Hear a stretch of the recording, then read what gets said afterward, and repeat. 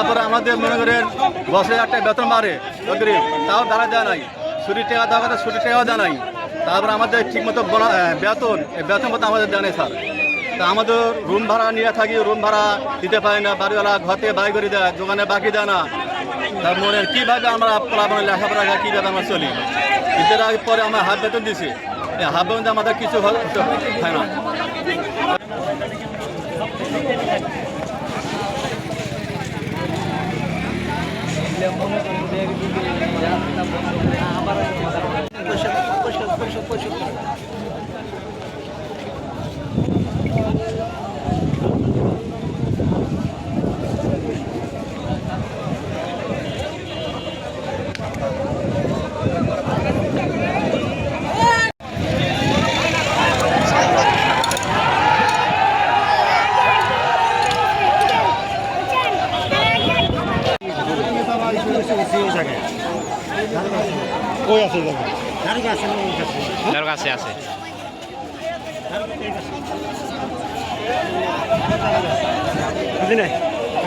টানা সপ্তমবারের মতো best tissue paper brand হিসেবে স্বীকৃতি পেয়েছে বসুন্ধরা টিস্যু। তো আমার টাকা এখন আমরা পাই না, ফ্যাক্টরি অলরেডি বন্ধ হয়ে গেছে।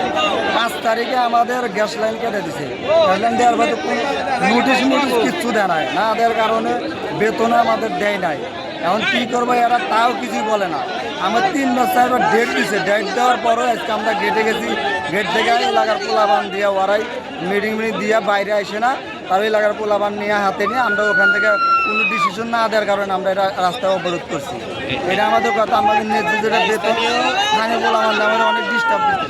আমরা স্থানীয় পোলাবান জাগার করুক, আমরা গেট থেকে শৃঙ্খলা করি নাই, ভাঙ্গা চূড়া করি নাই, আমরা ডাইরেক্ট রাস্তা অবরোধ করছি সরকারের কাছে। প্রশাসন আছে, প্রশাসনের মাধ্যমে আমরা যে পদক্ষেপ নেয় আমরা এই পদক্ষেপে আমরা রাজি আছি। রানিং আমরা বেতন পাই না বোনাস সামনে। এবার এই মাসে রানিং 5 তারিখ আমরা ডিউটি বাদ দিচ্ছি, 5 তারিখে তাহলে এই মাস ফুল 1 মাস তো গেছি, তাও আছে বোনাসও দেয় না। তাই ইনক্রিমেন্ট টাকা তাই 6 মাস চলে, ইনক্রিমেন্ট থেকে 1 টাকাও দেয় না। চুরির টাকা পাবো আমরা, চুরির টাকা সেই টাকাও দেয় না, সব টাইমে রেখেছি। এখন দিব কি না দেবে এটাও বলে না। দুদিন বলতো সামনে আমাদের কয়েকদিন পরে ঈদ আসতেছে। গত মাসের ফুল মাস আমরা ডিউটি করছি, কিন্তু ওই মাসের কোনো বেতন আমাদের দেয় নাই এখনো। কিন্তু সামনে আমাদের ঈদ চলতেছে, ঈদ আসতেছে, ঈদের বোনাস আছে। এখন আমরা টাকা পয়সা না দিলে আমরা বাড়ি যাবো কেমনে, আত্মীয় স্বজনের সাথে ঈদ করবো কীভাবে? এই কারণে আমরা সবাই মিলে এক হয়েছি যে কীভাবে আমরা টাকা পাই। আমরা একটা প্রশাসনিক ব্যবস্থা দিচ্ছি যে আইনত ব্যবস্থা নিয়ে আমাদের আমরা যা পাওনা তারা পরিশোধ করুক, এড়িয়ে যাচ্ছে।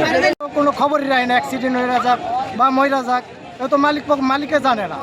মালিক যদি জানতো দেয়, মালিক তো সাইন করে দিচ্ছে টাকার জন্য, কিন্তু আমরা তো টাকা পাই না।